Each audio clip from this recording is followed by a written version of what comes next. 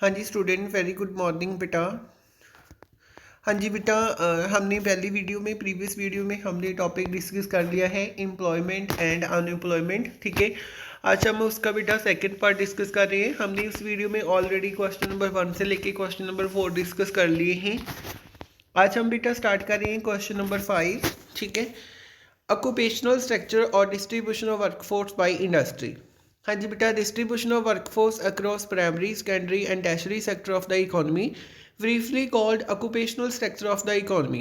Primary sector include agriculture, forestry and logging, fishing, mining and curing. Secondary sector include manufacturing, construction, electricity, gas and water supply. Tertiary sector include trade, transport and storage and service. हाँ जी बेटा, basically बात बताऊँ तो जो हमारे operational occupational sector है, जहाँ हम कहते हैं distribution of workforce by industry है बेटा। जो भी हमारे पीपल किसी भी एरिया में तो इंडस्ट्री में काम करते हैं, तो हमने बेटा उस पीपल्स को डिवाइड कर दिया है 3 सेक्टर्स में। Number 1 primary, secondary and tertiary. ठीक है, हाँ जी बेटा, प्राइमरी सेक्टर में क्या क्या आता है, जैसे एग्रीकल्चर हो गई, फॉरेस्ट्री हो गया, फिशिंग हो गया, माइनिंग हो गया। एंड सेकेंडरी सेक्टर में बेटा manufacturing, construction, electricity, gas and water supply. Tertiary sector include बेटा, टैक्सरी सेक्टर में क्या क्या आएगा बेटा? टैक्सरी सेक्टर में क्या क्या आता है? This is not trade, transport, storage and service. ठीक है, सो बेटा आगे है distribution of rural urban workforce across different sector. हाँ जी बेटा, देखो कि जो रूरल अर्बन एरिया में पीपल हैं, हम उसको उसके वर्कफोर्स को डिवाइड करेंगे डिफरेंट सेक्टर के अकॉर्डिंग। तो देखो बेटा, while those living in urban area, ठीक है, are engage largely in secondary and tertiary sectors, those in the rural area find primary sector as a preferred source of employment. बेटा अगर हम बात करें अर्बन एरिया की, जो लोग अर्बन एरिया में रहते हैं बेसिकली वो डिपेंड कहाँ पर होते हैं? सेकेंडरी एंड टर्शियरी सेक्टर के ऊपर। ठीक है, और जो एरिया बेटा दिस इज रूरल एरिया के पीपल होते हैं, वो किस पर डिपेंड करते हैं? This is now source of employment पर। ठीक है, सोर्स ऑफ एम्प्लॉयमेंट मीन्स बेटा उसमें क्या क्या आ सकता है? सोर्स ऑफ एम्प्लॉयमेंट में, सोर्स ऑफ एम्प्लॉयमेंट में बेटा क्या क्या आ सकता है? दिस इज नाउ, उसमें क्या होता है? दिस इज नाउ, जैसे हम कहते हैं जेवल लाइन, बेटा उनके पास अपनी ही एक ज़मीन होती है, अपना ही एक इंफ्रास्ट्रक्चर होता है, जिसके विहामेंट पर वो क्या करते हैं, कुछ ना कुछ मतलब अपने ही बेनिफिट्स के लिए एग्रीकल्चर जो ऐसे होगी, ठीक है, जो छोटे छोटे काम हो गए उस पर वो अपना जीवन डिपेंड करते हैं। ठीक है, देन बेटा उसके बाद नंबर 2 पर है बेटा distribution of male female workforce across the different sector. हाँ जी बेटा, यहाँ पर हम मेल फीमेल की बात करते हैं तो सबसे नंबर 1 पर है data huge percentage of female worker 57.3% is engage in primary sector. बेटा जो फीमेल है वो 57.3% तो एंगेज है प्राइमरी सेक्टर के ऊपर, और रूरल एरिया के पीपल की फीमेल जो है वो ज़्यादातर किस पर डिपेंड करती है? This is no primary activities के ऊपर। ठीक है, देन है बेटा only modest change in occupational structure. बेटा इसमें बेसिकली ये डिफाइन किया गया है कि जैसे जैसे हमारी जॉब्स के स्ट्रक्चर में चेंजेस आता रहता है, उसी तरह से बेटा हमारी जो ऑक्यूपेशनल स्ट्रक्चर है उसमें भी ऑटोमेटिकली चेंजेस आएंगे। ठीक है, सो बेटा इसके बाद आता है जॉबलेस ग्रोथ। ठीक है, हाँ जी बेटा, जॉबलेस ग्रोथ क्या होता है? जॉबलेस ग्रोथ एक यही सिचुएशन होती है जिसपे इकोनॉमी में क्या होता है कि जो आउटपुट का लेवल है वो ऑटोमेटिकली बेटा इंक्रीज होता जा रहा है with the help of technology. ठीक है, पर बेटा यहाँ पर क्या होएगा, हम जो भी आउटपुट को इंक्रीज कर रहे हैं उसको हम टेक्नोलॉजी या इनोवेटिव आइडिया के साथ इंक्रीज कर रहे हैं, बट यहाँ पर हम कोई भी एम्प्लॉयमेंट नहीं लेंगे, मीन्स बेटा लेबर को कोई जॉब नहीं मिलेगी। So this is called jobless growth, मतलब किसी को जॉब नहीं मिलेगी, जॉब तो लेस है, ठीक है, जॉबलेस है, ठीक है, बट प्रोडक्शन हमारा उसी तरह से इंक्रीज हो रहा है। ठीक है, जीडी में हमारा प्रोडक्शन उसी तरह से इंक्रीज हो रहा है। This is called now jobless growth. ठीक है, हाँ जी बेटा इसके बाद है कैजुअलाइजेशन ऑफ वर्कफोर्स। ठीक है, हाँ जी बेटा, कैजुअलाइजेशन ऑफ वर्कफोर्स का मीनिंग क्या होता है? It is situation in which percentage of casually hired worker. ठीक है, इसमें बेटा वो वर्कर्स आएंगे जिनको हमने हायर किया है। कैजुअलाइजेशन मीन्स बेटा वो वर्कर होते हैं जो रेगुलरली काम नहीं करते, परमानेंट काम नहीं करते, बस कुछ दिनों के लिए हम उसको काम पर लगाते हैं। नंबर 2 है बेटा इनफॉर्मलाइजेशन ऑफ वर्कफोर्स। हाँ जी बेटा, इसमें 2 टाइप्स के सेक्टर आते हैं। Formal sector and informal sector. Number 1 पर है बेटा फॉर्मल सेक्टर। इट इज़ बेटा फॉर्मल सेक्टर वो सेक्टर होते हैं जो कि ऑर्गेनाइज्ड होते हैं, मींस जिस पे गवर्नमेंट का कंट्रोल होता है। इसमें बेटा कौन कौन से सेक्टर आते हैं? पब्लिक सेक्टर एंटरप्राइज आते हैं और प्राइवेट। ठीक है बेटा, इसमें क्या होना चाहिए? 10 और 10 से ज़्यादा वर्कर काम करने चाहिए। This is called formal sector. ठीक है, हाँ जी बेटा, मैंने आपको बता दिया कि इसमें पब्लिक सेक्टर आते हैं। पब्लिक सेक्टर मीन्स इसमें गवर्नमेंट सेक्टर आते हैं। अब जो भी गवर्नमेंट एम्प्लॉयज़ होंगे उतनी गवर्नमेंट क्या करेगी? जितने भी सोशल सिक्योरिटी बेनिफिट्स हैं, लाइक पेंशन होगी, ठीक है जी, सब कुछ उसे प्रोवाइड किया जाएगा। ठीक है, नंबर 2 है बेटा informal sector. Informal sector means बेटा वो सेक्टर्स आएंगे इकोनॉमी के जो अनऑर्गेनाइज्ड है, मतलब जिस पे गवर्नमेंट का कोई रोल नहीं होता। This is now private sector. ठीक है बेटा, इसमें क्या होगा कि जो वर्कर हैं वो लेस देन 10 वर्कर काम करेंगे, जैसे एग्रीकल्चर लेबर फार्मर हो गए, owner of the small enterprise हो गया। इसमें बेटा किसी को कोई भी सोशल सिक्योरिटी बेनिफिट्स नहीं प्रोवाइड किया जाएगा। ठीक है, देन है बेटा इसके बाद अनएम्प्लॉयमेंट। ठीक है, हाँ जी बेटा, अनएम्प्लॉयमेंट एक ऐसी सिचुएशन होती है जिसमें क्या होता है कि अगर कोई भी पर्सन है, ठीक है, वो जॉब लेना चाहता है। अब बेटा अगर मान लो वो किसी भी जगह पर जॉब लेना चाहता है तो वो उसी जगह पर जॉब लेने के लिए रेडी हो जाएगा, काम करने के लिए पूरी तरह रेडी हो जाएगा। अगर जॉब जिस जगह पर वो लेने जा रहा है उसने कहा कि उसको 1 मंथ की सैलरी 2,000 रुपये मिलेगी, वो उस पर भी मतलब कि रेडी हो जाएगा लेने के लिए, बट बेटा उसे जॉब नहीं मिलेगी, मीन्स इकोनॉमी में जॉब नहीं होगी। This is called now unemployment. ठीक है, हाँ जी बेटा, अनएम्प्लॉयमेंट में क्या है? Again common types of unemployment in rural and urban area. उसमें पहले नंबर पर आता है बेटा ओपन एम्प्लॉयमेंट। ओपन मीन्स सारी जगह पर बेटा जॉब है ही नहीं। ठीक है, लोग विलिंग है जॉब करने के लिए बट उनको जॉब नहीं मिलेगी। ठीक है, नंबर 2 है बेटा अंडर एम्प्लॉयमेंट।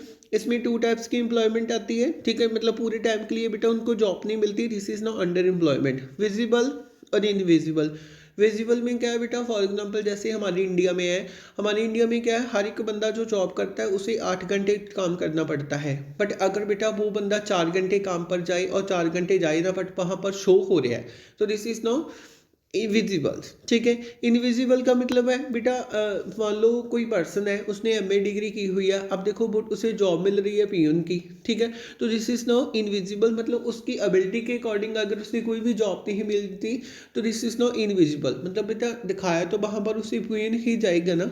ठीक है, देन इसके बाद बेटा स्ट्रक्चरल अनएम्प्लॉयमेंट वही है कि जब किसी भी स्ट्रक्चर में जैसे गुड्स एंड सर्विस की डिमांड में कोई भी कमी आती है, ठीक है, उसमें चेंजेस आ जाते हैं, तो ऑटोमेटिकली बेटा जॉब्स पर भी इफेक्ट पड़ता है। तो स्ट्रक्चर में चेंज होने से जो जॉब पर इफेक्ट पड़ता है। ठीक है, देन है बेटा फ्रिक्शनल अनएम्प्लॉयमेंट। फ्रिक्शनल अनएम्प्लॉयमेंट एक टेम्परेरी फिनोमिना होता है। ठीक है, इसमें क्या होता है बेटा, कुछ को वर्कर ही जॉब पर काम करते हैं, मतलब सारे वर्कर को जॉब नहीं मिलती, but this is the main reason क्या होता है कि फ्रिक्शनल मीन बेटा जॉब पर काम तो करेंगे वर्कर, बट जब वर्कर की वजह से कोई अनएम्प्लॉयमेंट आती है, मान लो वर्कर ने कोई स्ट्राइक रख ली, ठीक है, कोई लॉकआउट कर लिया, तो this condition arise the problem of frictional unemployment. ठीक है, देन है बेटा साइक्लिकल अनएम्प्लॉयमेंट।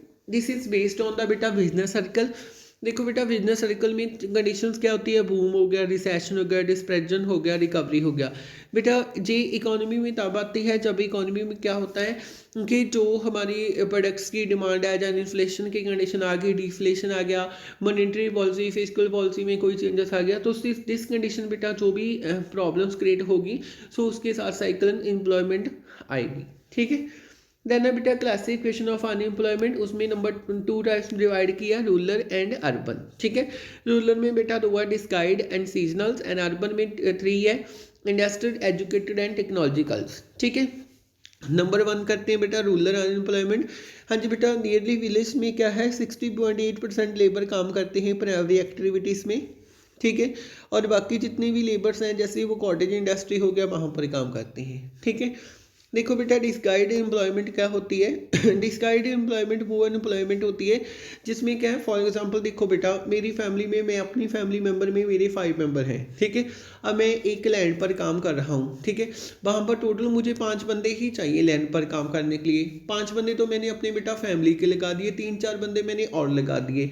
अब देखो बेटा मैंने आपको पहले बता दिया कि वहाँ पर ओनली 5 बंदे ही चाहिए थे। ठीक है, अब देखो बेटा 5 बंदे मुझे चाहिए थे और 4 बंदे मैंने और लगा लिए, तो वो जो 4 बंदे हैं बेटा दिस इज नाउ डिस्गाइड अनएम्प्लॉयमेंट। ठीक है, इसके बाद है बेटा seasonal unemployment. This is based on season.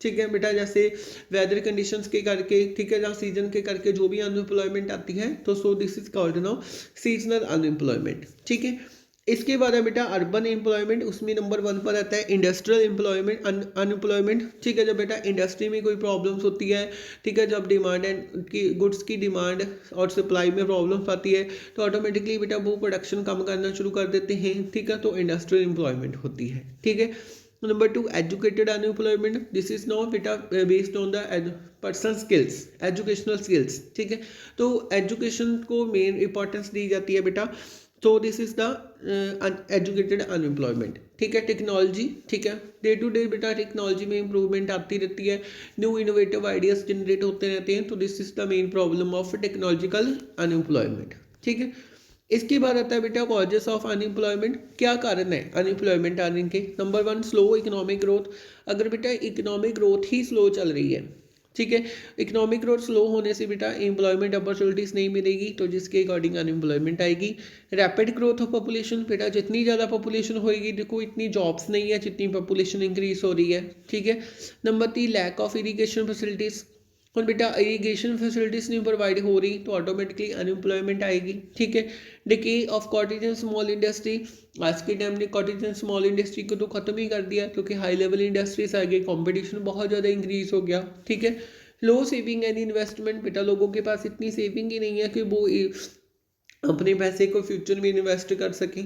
ठीक है, देन है बेटा economic and social consequence of unemployment, कौन कौन से इकोनॉमिक में, non utilisation of man power, loss of output, low capital formation, low productivity, और सोशल में क्या है बेटा, low quality of life, greater inequality, social unrest, class struggle.